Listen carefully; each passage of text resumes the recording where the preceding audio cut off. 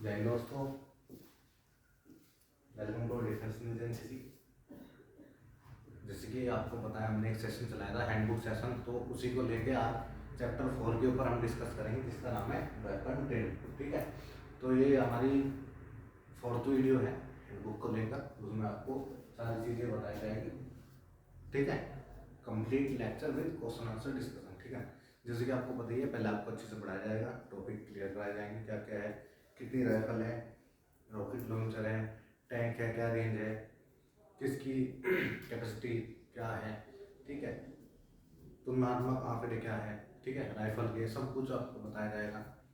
तो जैसे कि आज हमने ग्रुप में मैसेज डाल ही दिया है कि अगर आप क्लासेस नहीं करेंगे तो आप ग्रुप से बाहर कर दिए जाओगे, तो इसलिए अगर आप ग्रुप में है तो थोड़ा एक्टिव रहेगी, उसमें चीज़ें अब डलती रहेगी, क्योंकि थोड़ा बिजी शेड्यूल होने के कारण हम भी थोड़ा व्यस्त रहते हैं, इसीलिए हम ध्यान नहीं दे पाते ग्रुप के ऊपर। लेकिन अब डेली आपको कुछ ना कुछ प्रोवाइड कराया जाएगा। ठीक है, अभी हमने अपने नोट्स नहीं बनाए थे, हालांकि अब बन चुके हैं, तो उसी को लेके सारी चीज़ें आपकी क्लियर कराई जाएगी। ठीक है, तो ये वीडियो काफ़ी लंबी होने वाली है आज की। ठीक है, तो आपके इसमें जितने भी राइफल है, ठीक है, LMG, SLR, इंसास, .22 4 राइफल है, rocket launcher 81, 51, tank, grain, capacity, magazine capacity कितनी है, ठीक है, उनकी कार्य रहेंगे, वो सारी आपको बताई जाएगी। ठीक है, ड्रिल के अलावा बहुत वेपन के अंदर बहुत चीज़ ऐसी हैं जो आप लोगों को नहीं पता है, वो भी हम डिस्कशन करेंगे। ठीक है,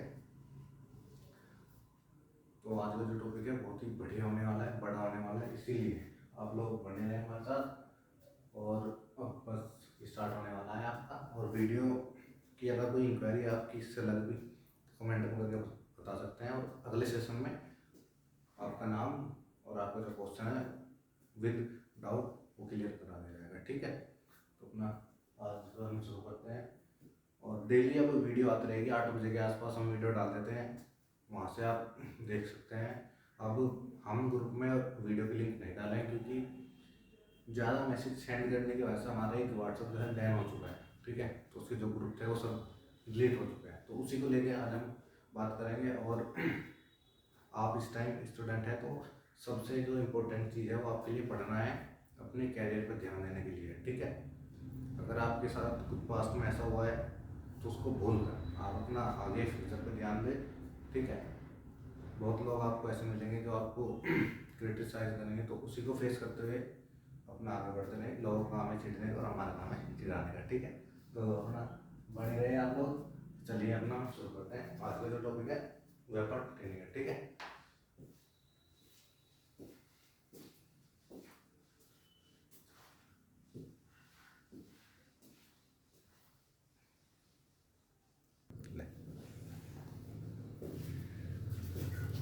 जय हिंद दोस्तों, आज हम बात करेंगे वेपन ट्रेनिंग की।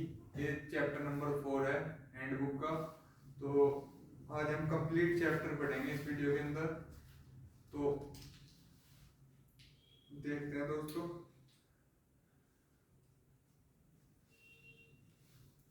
और आप हमें सजेस्ट भी कर सकते हैं कि हम एनसीसी के टॉपिक से अलग कौन से किस विषय पर वीडियो बनाएं, तो आप हमें सजेस्ट कर सकते हैं। डिफेंस से रिलेटेड हो कुछ या एजुकेशन पर्पज से। तो अब हम देखते हैं। इसमें हैंडबुक में जो फर्स्ट वेपन दिया हुआ है वो है .22 राइफल। दोस्तों आपको जैसे पता है कि .22 राइफल एक रिक्वायरलेस राइफल है, यानी कि इस राइफल को जब हम फायर करते हैं तो इससे कोई रिकॉइल नहीं निकलता, यानी कि इस राइफल से कोई भी झटका नहीं लगता।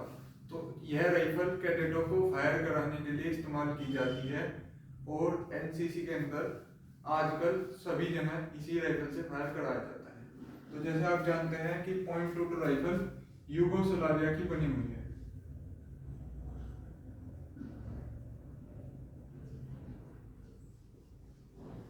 तो .22 राइफल जो बनी हुई है वो है यूगोस्लाविया। यूगोस्लाविया एक यूरोपियन कंट्री है। यह एक यूरोपियन कंट्री है। और .22 राइफल है, इसका जो कैलिबर बोलते हैं हम, कैलिबर या कुतर। तो वो है 0.22 इंच। आप देखोगे कि जो दूसरे हथियार हैं इसमें, जैसे SLR है, इंसास है, LMG है, तो उनका हम कैलिबर लिखते हैं mm में, लेकिन जो इसका कैलिबर है इसे भी हम mm में चेंज कर सकते हैं, लेकिन जो बुक में दिया हुआ है जो सही है वो है 0.22 इंच।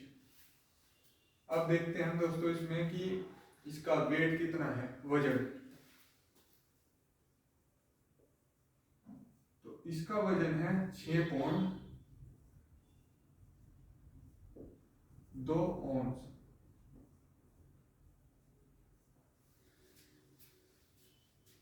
जो इसके वेट को लिखने में जो मात्रक यूज किए गए हैं वो यूरोपीय देशों के हैं, तो इस वजह से इसे 6.2 औंस लिखा जाता है।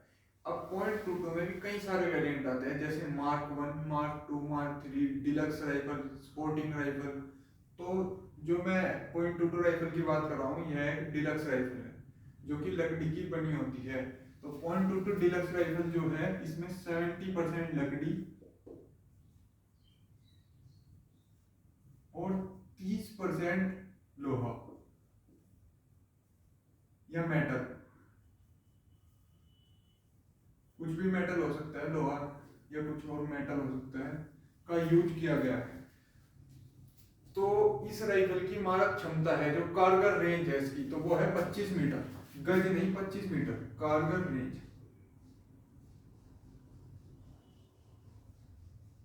25 मीटर।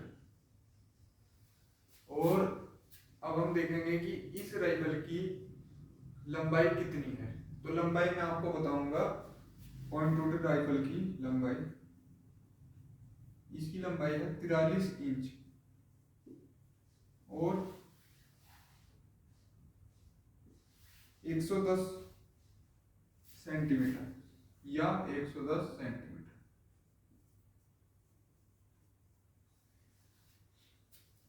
तो मैंने आपको इसका वजन बताया, कारगर रेंज बताई, लंबाई बताई। इसमें मैगजीन का इस्तेमाल नहीं किया जाता। जो 0.22 सपोर्टिंग राइफल है उसके अंदर मैगजीन होती है, लेकिन जो 0.22 राइफल है डिलक्स राइफल जिसमें लकड़ी की बनी होती है उसमें मैगजीन नहीं होती, उसके अंदर होता है केस कलेक्टर। मैं लिख देता हूँ केस कलेक्टर। जो हम बुलेट फायर करते हैं, जो राउंड हम लेते हैं और जो फायर होने के बाद उसका केस बचता है, उस केस को ये बॉक्स होता है मैगजीन के आकार का, उसके अंदर वह केस चला जाता है ताकि केस खोए नहीं। उसके बाद में फायरिंग समाप्त होने के बाद में हम उसे कलेक्ट कर लेते हैं, तो इसके अंदर केस कलेक्टर यूज होता है, न कि मैगजीन। फिर इसमें है रेंज बता दी है मैंने आपको। फिर है इसमें कि मजल वेलोसिटी, मजल वेलोसिटी।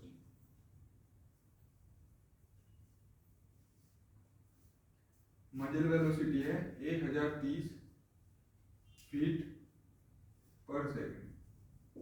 मजल वेलोसिटी वेग, यानी कि वेग क्या होता है, वेग होता है जब राउंड मजल से निकलने के बैरल से निकलने के बाद, राउंड का बैरल, बुलेट का बैरल से निकलने के बाद बुलेट की जो स्पीड होती है, जो वेग होता है, वेलोसिटी होती है, उसे मजल वेलोसिटी कहते हैं। तो 0.22 राइफल के राउंड का जो मजल वेलोसिटी है वो 1030 फीट पर सेकंड है, यानी कि एक सेकंड में 1030 फीट इसकी जो बुलेट होती है वो जाती है। इसके बाद हम देखते हैं इसमें आप एक चीज और भी याद कर सकते हैं, सफाई की चिंदी का। मैं यहाँ लिख देता हूँ सफाई की चिंदी का आकार। तो सफाई की चिंदी का आकार है इसका 3 इंच गुना 4 इंच, 4 इंच गुना 3/4 इंच। इस आकार के इसमें सफाई की चिंदी इस्तेमाल की जाती है। अब हम देखते हैं 0.22 राइफल के कुछ हिस्से पुर्जों के नाम। तो आप इसे पहले नोट कीजिए।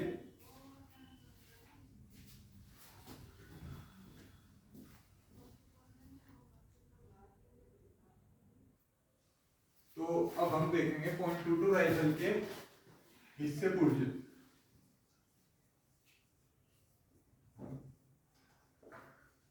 .22 राइफल के हिस्से पुर्जे में आपको लिखवाऊंगा। तो जैसे है butt plate, butt screw, butt small of the but,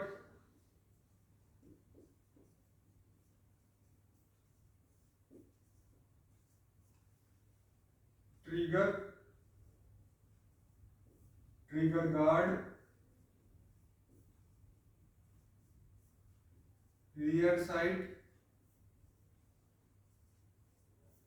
rear sight protector,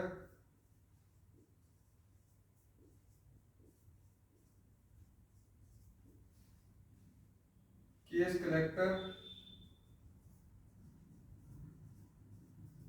bolt, barrel, fore sight protector,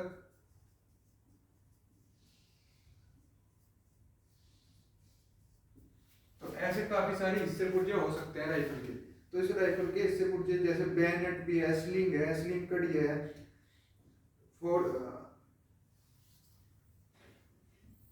rear sling कड़ी है या मजल है, तो काफी हिस्से हो सकते हैं। तो दोस्तों मैंने आपको बताया है एज एग्जाम्पल, आप कुछ भी हिस्से पुर्जे लिख सकते हो। आपसे प्रैक्टिकल में पूछा जा सकता है कि .22 राइफल के हिस्से पुर्जे लिखो या उन्हें इंगित करो, तो आपको कम से कम 5 से 10 हिस्से पुर्जे याद होने चाहिए बिना राइफल को देखे, और राइफल देखकर आपको सभी हिस्से पुर्जे याद होने चाहिए। तो .22 राइफल के बारे में जो मैंने आपको बताना था वो मैंने बता दिया। .22 राइफल अब कंप्लीट हो चुकी है। अब हम देखेंगे सेकंड वेपन। पहले आप इसे पूरे को नोट कीजिए, उसके बाद हम देखते हैं सेकंड वेपन।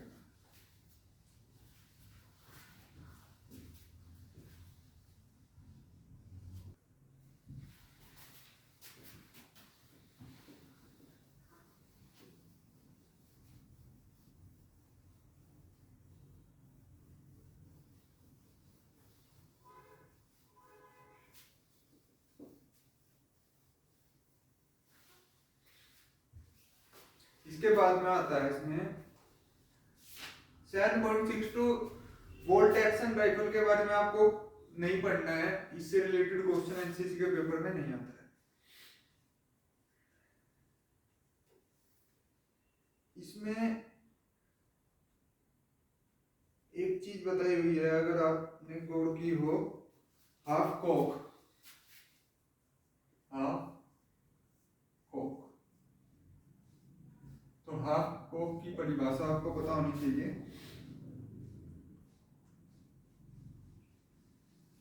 तो इसमें बताया हुआ है कि सेफ्टी कैच के सही स्थान पर न होने के कारण राइफल आदि कॉक हो जाती है, जिससे उसका ट्रिगर काम नहीं करता। तो आपको याद होना चाहिए कि सेफ्टी कैच या बोल्ट का सही स्थान पर न होने के कारण राइफल आधा कॉक हो जाती है, इस कारण ट्रिगर नहीं काम करता और बोल्ट एक्शन नहीं कर सकते। तो इसे बोलते हैं हाफ कॉक। तो आपको ये पूरी डेफिनेशन पता होनी चाहिए। फिर तो अब हम देखते हैं नेक्स्ट क्या चीज है इसके अंदर। इसमें है नेक्स्ट अच्छा निशाना लगाने के सिद्धांत। तो मैं आपको बताऊंगा अच्छा निशाना लगाने के सिद्धांत। तो मैं यहाँ लिखता हूं, जैसे आपने पढ़ा होगा कि HAT, यहाँ लिख देता हूं मैं, अच्छा निशाना लगाने के सिद्धांत।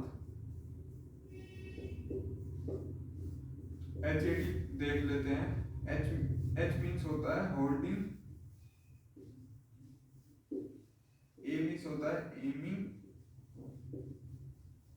टी मीन्स होता है ट्रिगर ऑपरेशन।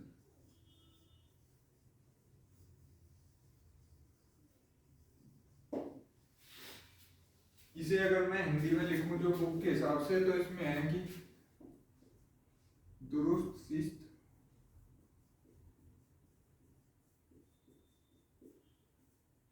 मजबूत पकड़ और सही ट्रिगर ऑपरेशन।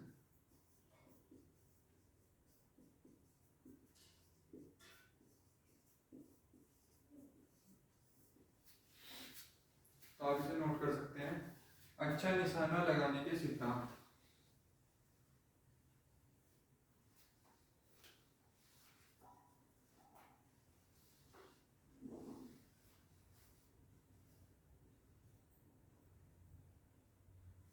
फिर इसके बाद में आपको पढ़ना है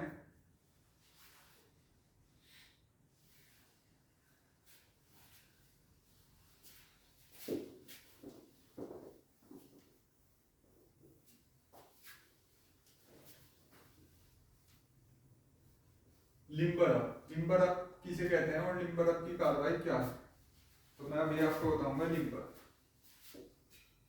लिम्बर अप क्या है? लिम्बर अप, तो लिम्बर अप की कार्रवाई जो बोली जाती है, फायरिंग करने से पहले, मैं आपको प्रैक्टिकल वे में भी बताऊंगा। फायरिंग करने से पहले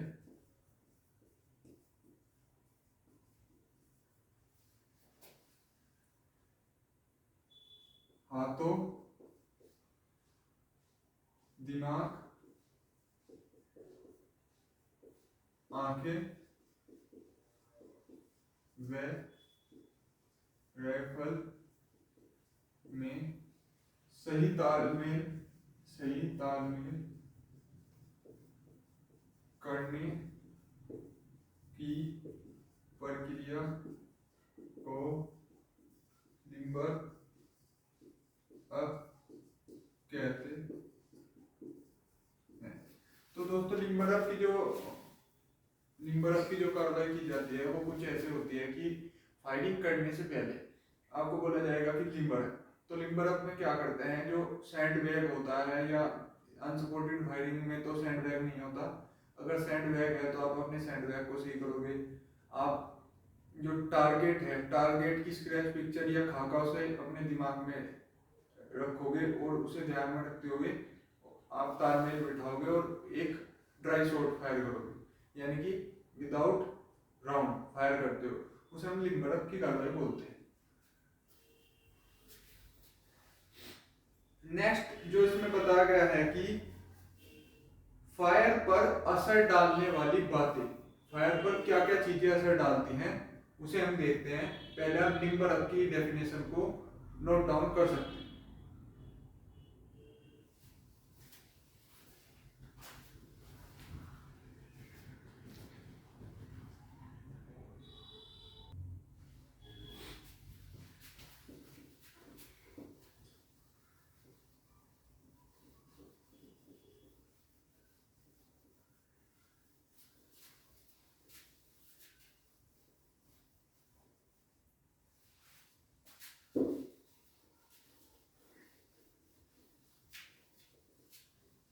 तो हम देखेंगे कि फायरिंग पर या फायर पर असर डालने वाली बातें या तत्व लिख सकते हो, वाले तत्व, क्या क्या चीजें फायर पर असर डालती हैं। तो इसमें बताया हुआ है कि हवा,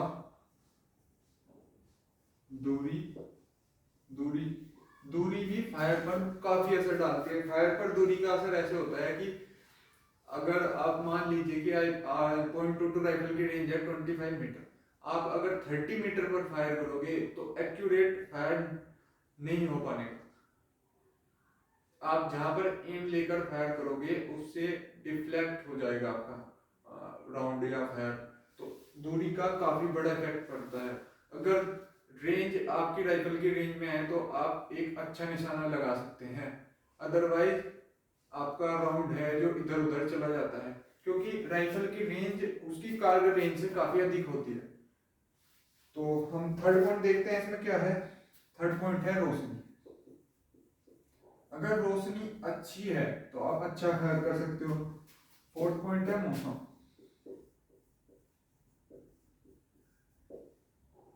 गुरुत्वाकर्षण यानी कि ग्रेविटेशन, गुरुत्वाकर्षण, ग्रेविटेशनल फोर्स।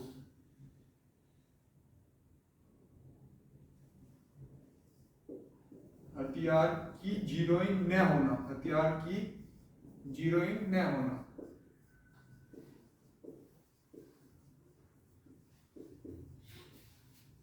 और इसमें फिर है कि साइट का ठीक से न लगा होना। साइट जो आपकी साइट होती है, साइट का ठीक से न लगा होना। जो आपकी साइट होती है राइफल में, फोर साइट होती है, रियर साइट होती है, अगर वह अपने सही स्थान से थोड़ी ही इधर उधर है या आगे पीछे हो रही है तो आपका निशाना नहीं लगेगा, आपका एम नहीं सही हो सकता। तो उसे सही करने के लिए कार्रवाई की जाती है जिसे बोलते हैं हम साइट अलाइनमेंट। तो साइट अलाइनमेंट में रियर साइड और फोर साइड को एक सिधाई में लाया जाता है, जिसे करने की प्रक्रिया को बोलते हैं हम साइट अलाइनमेंट। अगला पॉइंट देखते हैं इसमें, बैरल में तेल लगा होना। नाइन्थ देखते हैं, बैरल में कटाव।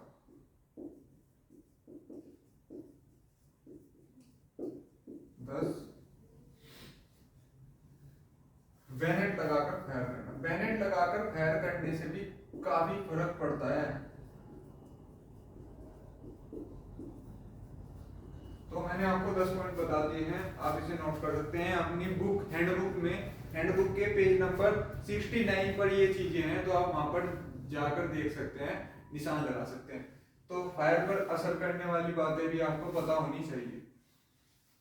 इससे अगला है फायरिंग पोजीशन, यानी कि एक फायरर कितनी पोजीशन से कितने तरीके से फायरिंग कर सकता है। तो हम देखेंगे फायरिंग पोजीशन।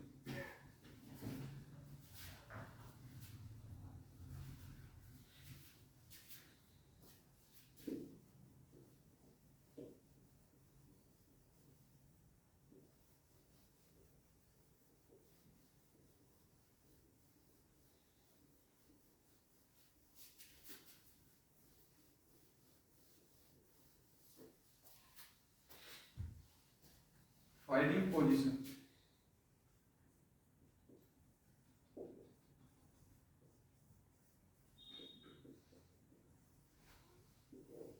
तो फायरिंग पोजीशन 4 प्रकार की होती है।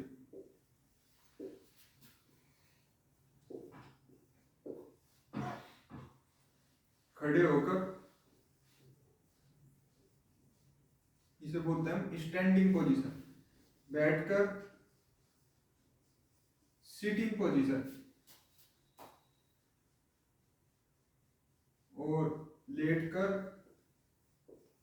इसे बोलते हैं लेइंग पोजीशन। और चौथी होती है घुटनों के बल बैठकर, इसे बोलते हैं नीलिंग पोजीशन। मैं आपको अंग्रेजी में भी लिख देता हूं यहां, सिटिंग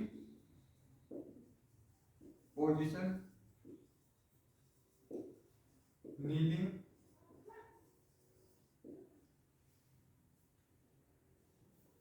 जिस क्रम में मैंने हिंदी में लिखी है उसी क्रम में मैं लिख देता हूँ। पहले खड़े होकर है, पहले मैं खड़े होकर की पोजीशन की लिख देता हूँ। Standing position, standing position. Number 2 पर है बैठकर, यानी कि सिटिंग पोजीशन।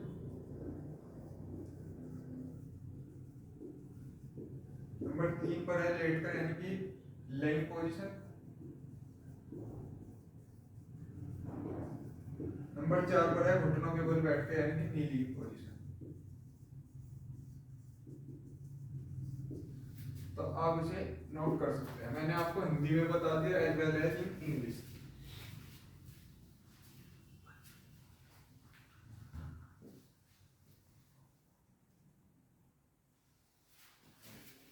तो दोस्तों जैसे अब हमने फायरिंग पोजीशन देख ली है, तो अब हम देखेंगे इसमें कि एनसीसी के अंदर कौन कौन से प्रकार का फायरिंग या फायर करवाया जाता है। तो ये नेक्स्ट टॉपिक है इसका। तो कौन कौन से प्रकार का फायर करवाया जाता है मैं आपको बता देता हूँ। तो सबसे पहले आता है ग्रुपिंग फायर।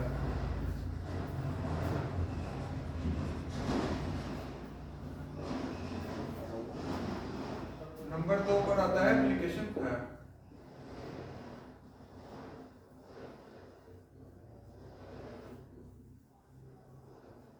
नंबर 3 पर आता है स्नैप शूटिंग। और नंबर 4 पर आता है advance shooting. Advance shooting. Grouping fire का तो जैसे आपको पता है दोस्तों, ग्रुपिंग फायर ऐसा होता है कुछ कि जैसे टारगेट है और ये 5 शॉट फायर कर दिए तो ये सबसे अच्छा ग्रुप बनता है, इसमें 2.5 सेंटीमीटर। एप्लीकेशन फायर कुछ ऐसा होता है कि ऐसे कुछ सर्कल बने होते हैं फिर आपको फायर करना होता है। फिर स्नैप शूटिंग एक फिगर होती है जिसे बोलते हैं फिगर नंबर 11। फिगर नंबर 11 तो उस पर आपको फायर करना होता है। एडवांस शूटिंग जो कराई जाती है वो NRAI यानी कि national rifle association of India द्वारा फायर करा। तो ये 4 प्रकार के एनसीसी के अंदर फायर कराए जाते हैं, आप इन्हें नोट कर सकते हैं।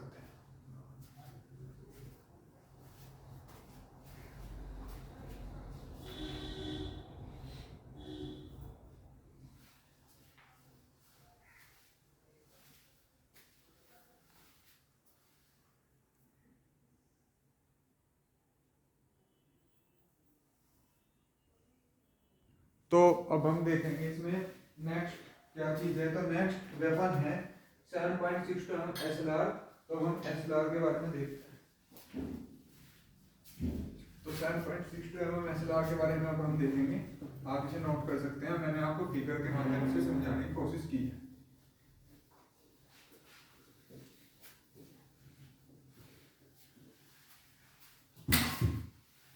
वैसे मैंने आपको पहले भी इसके बारे में बताया था SLR के बारे में, लेकिन आज बहुत अच्छे से बता दूंगा इसके बारे में। तो 7.62 SLR यानी कि self loading rifle. Self loading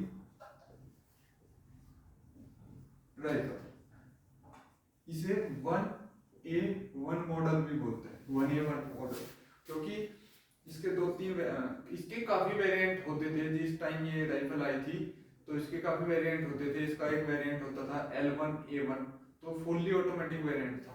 लेकिन हमारे यहाँ जो इंडिया में यूज की गई है वो 1A1 वेरिएंट यूज किया गया है। तो अब हम इसके स्पेसिफिकेशन के बारे में देखते हैं। तो ये सिंगल शॉट राइफल थी और इसमें जो कैलिबर है इसका 7.62 इसका जो लेंथ है, तो लेंथ है इसकी 1139.2 सेंटीमीटर। तो ये नॉर्मल मिलीमीटर, ये मैंने आपको नॉर्मल बट की लेंथ बताई है। फिर देखते हैं राइफल का वजन, खाली राइफल का वजन। खाली राइफल का वजन तो वो है 4.4 kg और भरी राइफल का वजन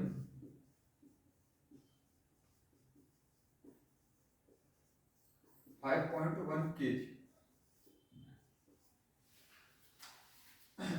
अब हम देखते हैं इसमें मैगजीन कैपेसिटी यानी कि मैगजीन के अंदर इसके कितने राउंड होते थे। तो मैगजीन कैपेसिटी मैगजीन कैपेसिटी थी 20 राउंड आते हैं इसके अंदर। और इसकी रेंज देख लेते हैं। रेंज 285 मीटर या 300 गज या यार्ड। मजल वेलोसिटी है इसकी मजल वेलोसिटी है 2700 फीट पर सेकेंड। तो ये मैंने आपको इसकी कंप्लीट स्पेसिफिकेशन बता दी है। और तो एसएलआर के बारे में बस आप इतना ही याद रख सकते हैं। तो एसएलआर को आप नोट कीजिए। इसके बाद हम देखते हैं इंसास राइफल के बारे में।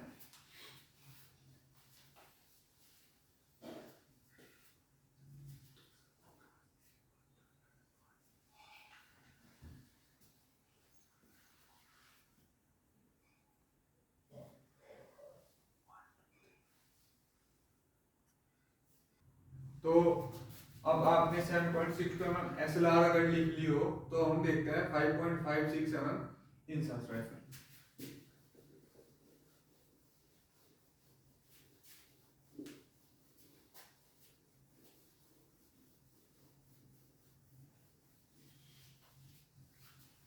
तो 5.56 mm इंसास राइफल, ये इंडिया की बनी हुई राइफल है। इसका पूरा नाम है इंडियन स्मॉल आर्म सिस्टम। अब हम इसके स्पेसिफिक टेक्निकल डाटा के बारे में देखते हैं। तो खाली मैगजीन, राइफल का वजन 3.69 kg, बड़ी मैगजीन राइफल का वजन 4.1 kg।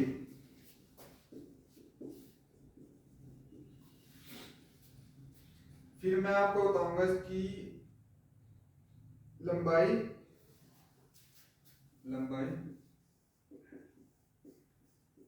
960 मिलीमीटर,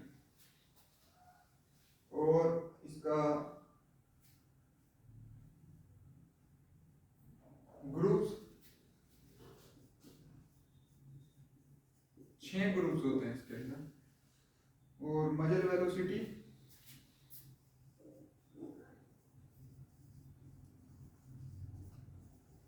900 मीटर पर सेकंड।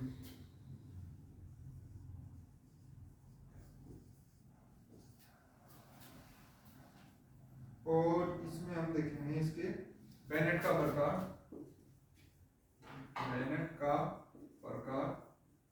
तो बैनेट इसका होता है मल्टीपर्पज।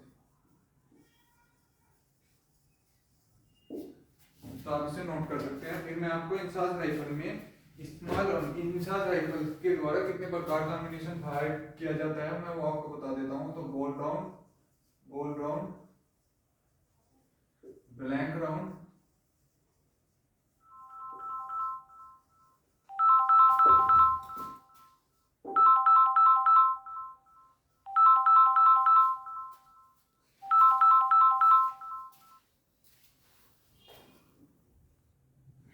तो मैं बता रहा हूं आपको इंसास राइफल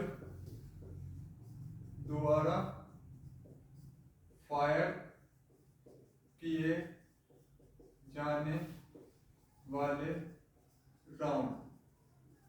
तो ball round, blank round, HD round और ट्रेसर राउंड।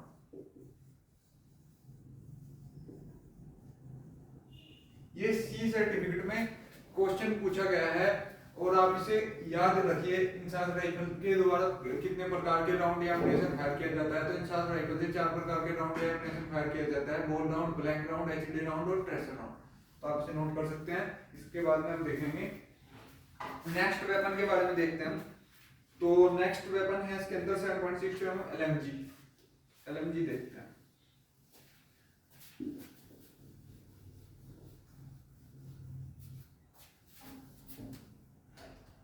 एलएमजी के बारे में आपको मैं टेक्निकल डाटा भी बताऊंगा और एलएमजी से किस प्रकार के क्वेश्चन पूछे जाते हैं वो भी आपको मैं बताऊंगा। तो एलएमजी 7.62 एलएमजी यानी कि लाइट मशीन का। तो एलएमजी है पेज नंबर 80।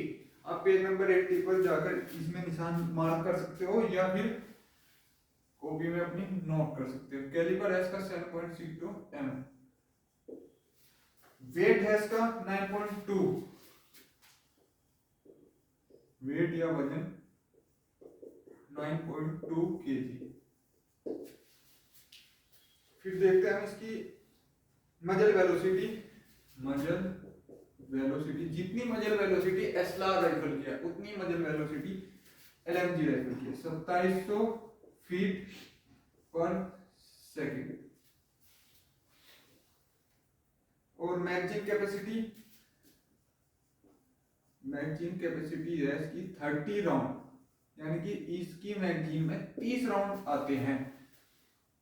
और फिर देखते हैं हम इसकी रेंज, कारगर रेंज इसकी 500 गज है। कारगर रेंज 500 गज। और हम देखेंगे इसका गैस रेगुलेटर की पोजीशन। इसमें जो गैस रेगुलेटर होता है उसमें 4 पोजीशन होती है।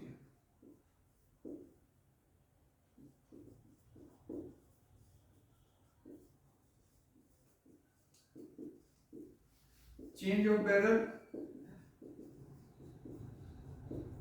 यानी कि इन एलएमजी में कितने मैगजीन या कितने राउंड के बाद बैरल चेंज की जाती है। तो एलएमजी के अंदर 10 मैगजीन के बाद बैरल चेंज की जाती है। जैसे आपको पता है कि एलएमजी के साथ एक स्पेयर बैरल अलग से होती है। तो ये मैंने आपको एलएमजी के बारे में बता दिया। अब एलएमजी का जो इम्पोर्टेंट क्वेश्चन आता है कि एलएमजी कितने बड़े भागों में खुलती है। एलएमजी कितने बड़े भागों में खुलती है।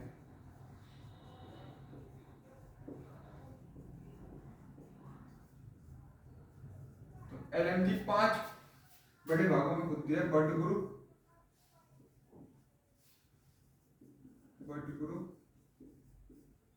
Body group, piston group, barrel group और बाईपार्ट शू। तो आप इसे नोट कीजिए।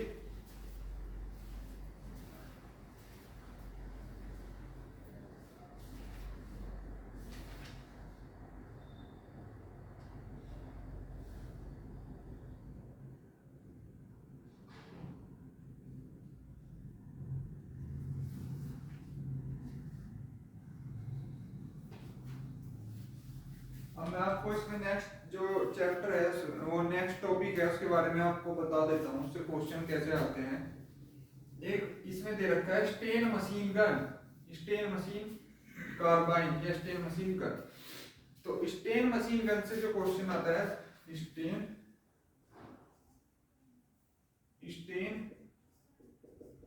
Machine carbine. Sten machine carbine से जो क्वेश्चन आता है वो होता है जैसे इसका कैलिबर। तो कैलिबर इसका होता है 9 mm और इसकी रेंज है 100 गज, अधिकतम रेंज है 100 गज। और मैं आपको बता दूं इसकी कारगर रेंज है 30 गज, कारगर रेंज 30 गज। और जो इस राइफल का ये किस प्रकार का हथियार है, तो ये है CQB, क्लोज क्वार्टर बैटल, यानी कि नजदीक की लड़ाई के हथियार है। तो ये पूछा जाता है कि स्टेन मशीन कार्बाइन किस प्रकार का हथियार है, तो ये close quarter battle CQB weapon है।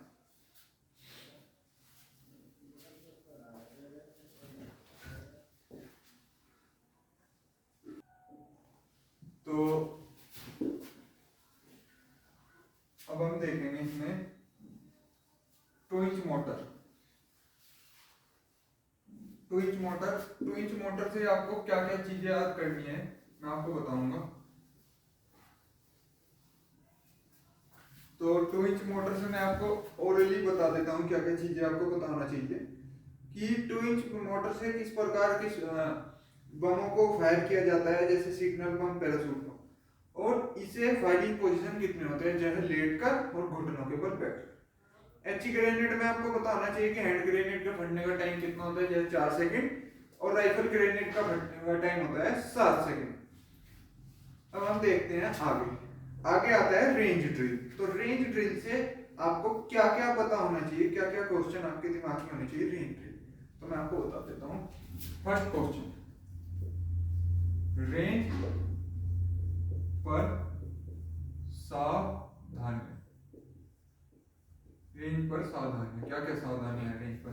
जैसे रेंज पर जाते ही आप एक लाल रंग का झंडा लगाएंगे रेंज पर, और रेंज के आसपास के इलाकों के लोगों को बता दोगे पहले कि यहाँ पर फायरिंग होने वाली है। तो पहले ये सभी सावधानियां रेंज पर जाने से पहले की जाती हैं। और एक संतरी का खड़ा होना, और रेंज पर केवल फायरिंग पार्टी रहे, बाकी पार्टी पीछे बैठी रही, तो ये सब रेंज पर जाने की सावधानी। अब रेंज ड्रिल आपको पूरी पता होनी चाहिए। फिर मैं बताता हूँ फायरिंग समाप्त होने की कार्रवाई। दूसरा है फायरिंग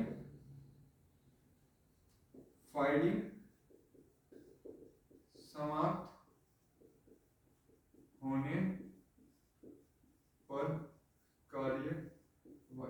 तो फायरिंग समाप्त होने पर आप क्या क्या कार्रवाई करते हो, क्योंकि हर एनसीसी कैडेट फायरिंग जरूर करता है, तो आपको नॉर्मली पता होना चाहिए प्रैक्टिकली वे में कि जैसे फायरिंग समाप्त होने के बाद जितने भी केस हैं या लाइव राउंड है उनकी गिनती की जाती है, टारगेट निकाले जाते हैं, रेड फ्लैग निकाला जाता है, और फिर सभी कैडेटों की गिनती की जाती है, सभी के वेपन्स हैं जो वेपन्स की चेकिंग की जाती है अच्छी तरीके से, और सभी सामान कलेक्ट किया जाता है, सैंड बैग हटाए जाते हैं। तो ये सभी चीजें आपको प्रैक्टिकल वे में पता होनी चाहिए।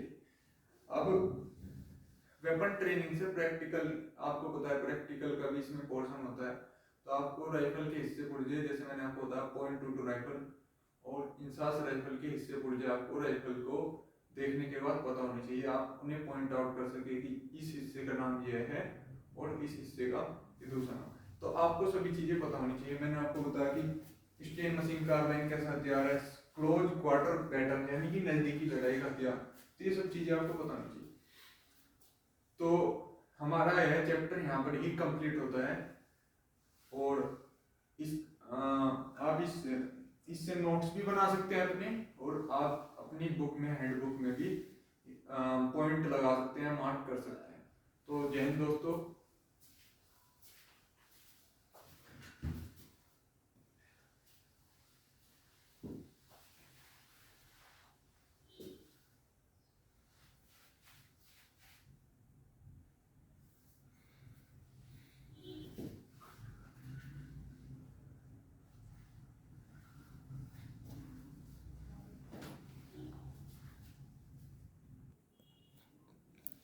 तो दोस्तों जो हमारा सेशन है वो क्वेश्चन आंसर सेशन है, ठीक है, क्योंकि लेक्चर हमारा हो गया है। तो हमारा जो क्वेश्चन आंसर डिस्कशन है, वैसे मैं क्वेश्चन नहीं डिस्कस करता हूँ, आंसर मैं आपको नहीं बताऊंगा, ठीक है।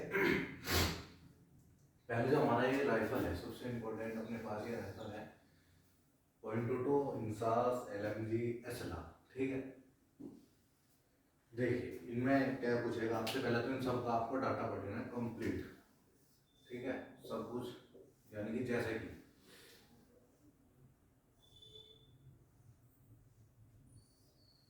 पहला है इनका पार्ट, अगला है हमारा इससे पूछे, सॉरी जो इनका साइज है, यानी कि इनका बोन, कुत्ता, ठीक है। फिर इनमें आपको याद रखना है कि लंबाई,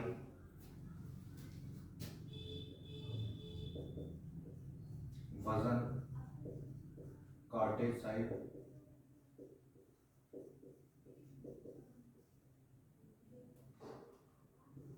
किस राइफल में कितनी कैपेसिटी है, ठीक है, यानी कि कितने राउंड की कैपेसिटी है।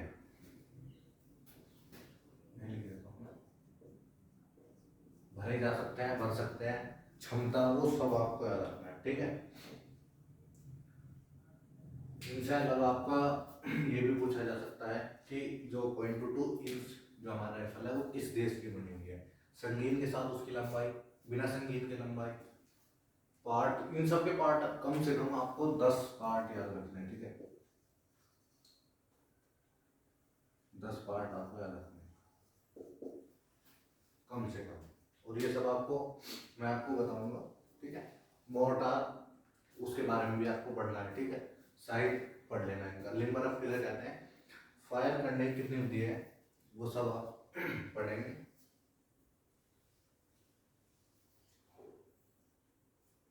फायर करने की विधि से मतलब है, आप पढ़ सकते हैं, बुक में दिया हुआ सब कुछ, ठीक है। HET सिद्धांत क्या है वो भी आपको पढ़ लेना है।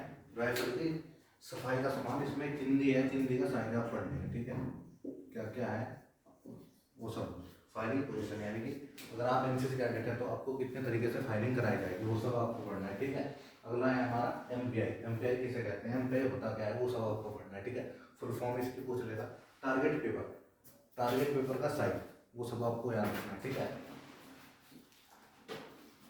फायर के प्रकार यानी कितने तरह से फायर होता है वो सब, एनसीसी में कितनी तरह से फायर होता है, ग्रुपिंग फायर, वो सब आपको पढ़ना है, ठीक है। अगला है हमारा राइफल को खोलना और जोड़ना, राइफल को किस क्रम में खोला जाएगा और किस क्रम में जोड़ा जाएगा वो सब आपको पढ़ना है, ठीक है। अगला है हमारा राइफल की विशेषताएं, किसी भी राइफल की क्या विशेषताएं है वो सब आपको याद रखना है, ठीक है, कि किस राइफल में क्या विशेषता है वो सब आपको याद रखना है। अगला है हमारा तुलनात्मक आंकड़े, जो कि एसएलआर इंसास में पूछ लेगा आपने, ठीक है।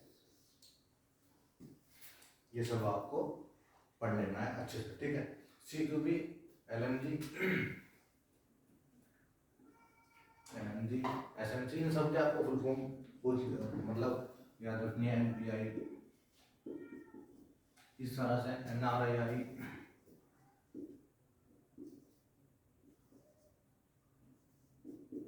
इस तरह से मैं कुछ आपसे फुल फॉर्म भी पूछ लेगा आपसे, ठीक। रेंज ड्रिल होता क्या है, किसे कहते हैं वो सब, HE ग्रेनेड फटने का समय, राइफल ग्रेनेड फटने का समय, वो सब आपको पढ़ना है। रेंज प्रोसीजर आपको पढ़ना है। फायरिंग समाप्त होने पर कार्यवाही क्या क्या होती है। ये 3 क्वेश्चन ऐसे हैं मेरे ख्याल से इनका आपको आंसर कहीं नहीं मिलता, तो ये आप नेट से भी उठा सकते हैं, कहीं से भी, आप किसी से भी गैस से पूछ सकते हैं कि जोरेंट क्या होता है, साइट अलाइनमेंट क्या होता है, फौरी इलाज और राइफल में क्या क्या रुकावट आ सकते हैं वो सब आपको पढ़ना है, ठीक है। सबसे इम्पोर्टेंट हमारा राइफल के अंदर ये अपनी 4 राइफल है, इंसास, LMG, SLR और .22, ठीक है। .22 डिलेक्स का भी आप डाटा पढ़ सकते हैं। मोर्टार, साइज, लिम्बर क्या है, फायर करने की विधि, HET सिद्धांत, राइफल का सामान, सफाई का सामान, पोजीशन, MPI, टारगेट पेपर, ठीक है। यहाँ पे आप एक क्वेश्चन ये बना सकते हैं कि जब आप फायर करते हैं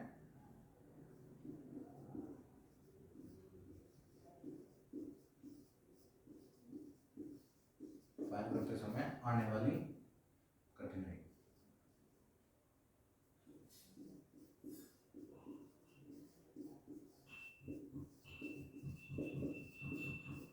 फायर करते समय आने वाली कठिनाई, इस तरह से भी क्वेश्चन आपसे पूछ सकता है कि जब आप फायर करते हैं तो किन किन दिक्कतों का आपको सामना करना पड़ता है, ठीक है। वो सब आपको, कि राइफल के समय जब आप फायर करते हैं तो किन किन चीज़ों का प्रभाव पड़ता है, इस तरह से कि क्या क्या प्रभावित होता है, इस तरह से क्वेश्चन पूछ लेता है, ठीक है। पार्ट, वजन, इनकी जो कारगर रेंज है वो सब, चाहे वो मीटर में है, फुट में है, मजल वेलोसिटी, इन सब की आपको मजल वेलोसिटी भी, एक राइफल में कितने ग्रुप होते हैं वो सब, ये सब आपको मैंने लिख दिया है। इनके अलावा भी अगर कुछ रह गया हो तो वो देख सकते हैं, आप कमेंट करके बता सकते हैं, वैसे रहा नहीं है कुछ, ठीक है। तो ये सब आपको बता दिया है। एक बार और मैं आपको बता दे रहा हूँ, राइफल अपने पास 4 है, चारों का आपको सब कुछ पढ़ना है, ठीक है। और ये जो चीज़ें हैं मैं लिखवा रहा हूँ आपको, बता रहा हूँ, लंबाई, वजन, कार्टेज साइज, ये सब आपको पढ़ना है, ठीक है। मोर्टार साइज बढ़ना है, मोर्टार का आपको लिवर ऑफ किसे कहते हैं, फायर करने की विधि, HAT सिद्धांत, राइफल की सफाई का समान, साइज सहित, फायरिंग पोजीशन कितनी है, MPI क्या है, target paper size, target paper का, फायर के प्रकार, राइफल को खोलना और जोड़ना, राइफल की विशेषताएं, तुलनात्मक आंकड़े SLR और इंसास के, इनकी फुल फॉर्म आपको याद रखनी है, और भी फुल फॉर्म बन सकती है, वो भी आप देख सकते हैं। Range drill, HE grenade, range कार्यविधि, फायरिंग समाप्त होने पर कार्यवाही, जीरन, साइट अलाइनमेंट, फॉर इलाज और रुकावट, ठीक है। इन सबसे क्वेश्चन बन सकता है, और भी आप अपना देख सकते हैं प्रीवियस ईयर के क्वेश्चन आप या स्टाफ से डिस्कस कर सकते हैं, उनसे पूछ सकते हैं कि सर इनमें से किस किस तरह के क्वेश्चन जो है पूछे जा सकते हैं, वे और भी अच्छे से आपको बताता है, ठीक है। और ये भी पूछा जाता है फायरिंग किन किन कारणों से प्रभावित होती है, इस तरह से भी पूछ सकते हैं आपसे। फायरिंग के समय रुकावट, वो भी आपसे पूछ सकता है। फॉर इलाज मैंने आपको बता ही दिया है, ठीक है। राइफल की विशेषताएं भी आपसे पूछ लिया है कि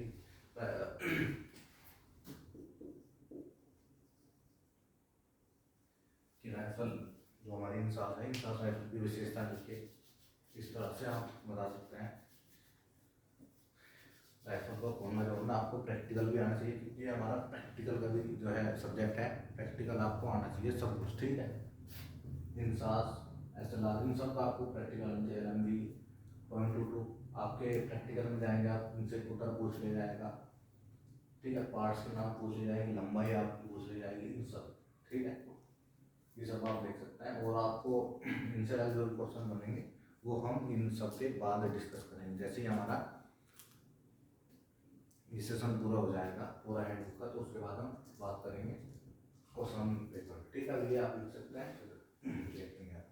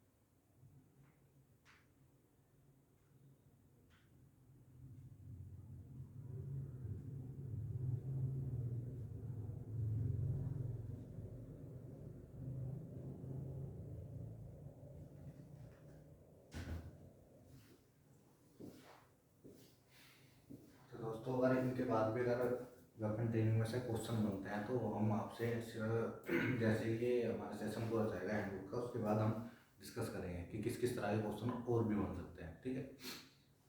ये तो हमने आपको बताया कि ये एक्सपेक्टेड है कि पूछा जा सकता है इनमें से, ठीक है। नॉट कन्फर्म, हम कन्फर्म नहीं है, बाद में डिस्कस करेंगे, ठीक है। और अगर आप NCC कैडेट है, स्टूडेंट है, पढ़ते हैं, तो अपना पढ़े, अदर चीज़ों में ना पढ़े, ठीक है। कुछ भी ऐसा ना करें आप जिससे आपको इन फ्यूचर प्रॉब्लम हो, सब आपको ध्यान रखना है अपने लिए। अभी से आपको सोचना है कि हमें आगे क्या करना है जाके, तो you can fix your goal, then आपको उस पर कार्रवाई करनी है कि अब मैंने ये अपना गोल चूज़ कर लिया है, तो मैं इसको कैसे कैसे अचीव कर सकता हूँ, ठीक है। कैसे मैं इसको जल्दी से अचीव कर सकता हूँ, ठीक है।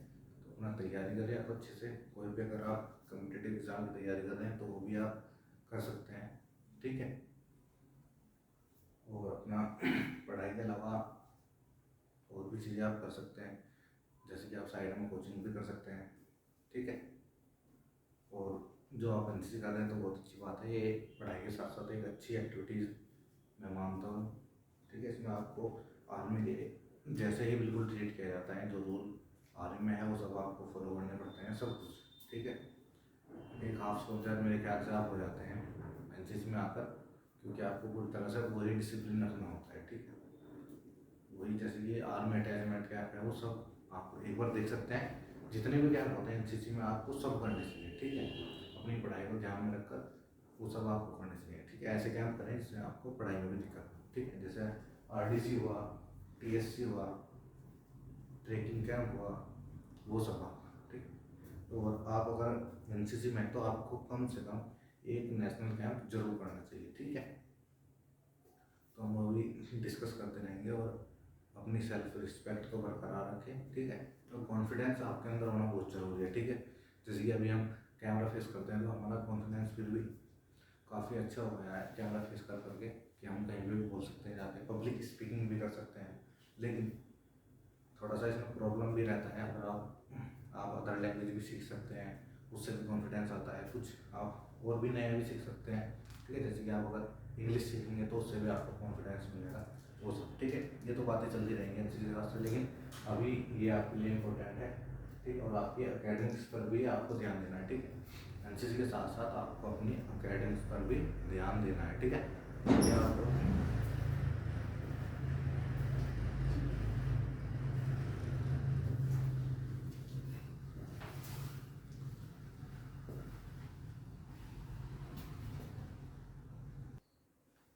तो दोस्तों, जैसे कि मैं आपको बता रहा था कि आप अपनी अकेडमिक्स में भी ध्यान दे सकते हैं। और जो अच्छे अच्छे लेवल के एग्जाम होते हैं, जैसे 12th लेवल के लिए IIT होता है, नीट का होता है, ठीक है, कोई ओलंपियाड होता है, वो सब आप अटेंड करें, ठीक है।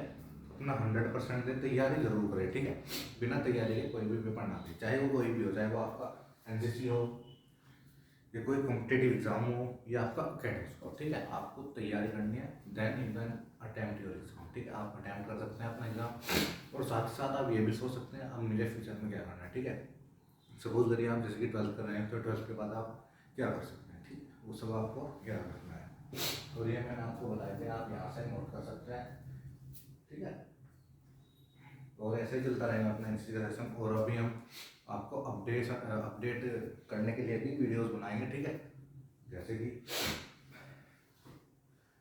कि कोई भी अपडेट है यूपी पुलिस में है, जैसे कि और कोई सेंट्रल एग्जाम है, फिर मैं आपको यहाँ समझा देंगे।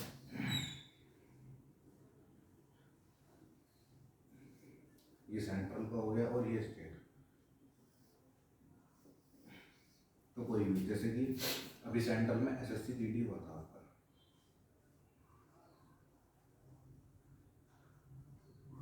तो हमने उसको अपडेट डाला था। इसका जो एडमिट कार्ड आया था वो भी हमने डाला है, रिजल्ट आएगा, रिजल्ट का भी डालेंगे, ठीक है। और स्टेट की बात करें, जैसे कि मैं यूपी से रहने वाला हूँ, तो यूपी पुलिस का आया था अभी, ठीक है। ऑपरेटर का आया था, हेड ऑपरेटर का, तो उसकी हमने स्लाइड बना ली है, वो हम डाल देंगे 1 या 2 दिन में, ठीक है। अगर आप यूपी से हैं तो भी ये वीडियोस देख सकते हैं, ठीक है। और हम आपको अब ये भी बताएंगे कि आप तैयारी कैसे कर सकते हैं, ठीक है। जैसे कि यूपी पुलिस का है तो तैयारी कैसे करेंगे आप, ठीक है। प्रिपरेशन आपकी कैसे हो सकते हैं वो सब हम डिस्कस करेंगे, ठीक है। सबसे पहले हमारा जो मेन टॉपिक था हमारा एनसीसी का था, चैप्टर 4 हो चुके हैं, ठीक है। तो हमारा जो है यहाँ पर पूरा खत्म हो चुका है, ठीक है। और रही बात इसकी अपडेट की, तो वो हम आपको करते रहेंगे टाइम वीक में हम 2 वीडियो इन्फॉर्मेशन की डालेंगे, ठीक है। उनमें से एक अपडेट होगा, एक जानकारी होगी, ठीक है। तो वो सब चलता ही रहेगा, आप यहाँ से नोट करिए।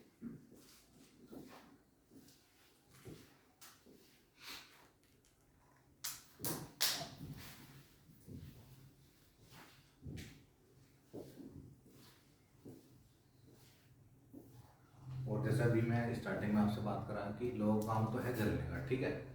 लोग काम जलने का है और आपका जलाने का, ठीक है। तो लोगों को ऐसे जलाते रहो और अपना जलो जो है बरकरार रखो, ठीक है। फिर लोगों को जलाने के लिए फिर आपकी जरूरत नहीं लगेगी, आपकी जो सफलता है वही काफ़ी है, ठीक है। तो लोगों को जलाने के लिए आपकी ज़रूरत नहीं है, सिर्फ आपकी सफलता ही काफ़ी है। तो अपनी जो है सफलता आप अचीव करें, कैसे भी करें, ठीक है। दिन रात एक कर दीजिए और लग जाइए अपना, ठीक है। अगर आपको CDSC में जाना है तो, अगर आपको डिफेंस में जाना है तो डिफेंस के लिए तैयारी करें, या कोई सिविल सर्विसेज में आपको जाना है तो उसकी तैयारी करें, ठीक है, आज से, ठीक है। क्योंकि पहला कदम ही आपकी आधी यात्रा जो है तय कर देता है, ठीक। तो तैयारी करें आप लोग और ये नोट करें।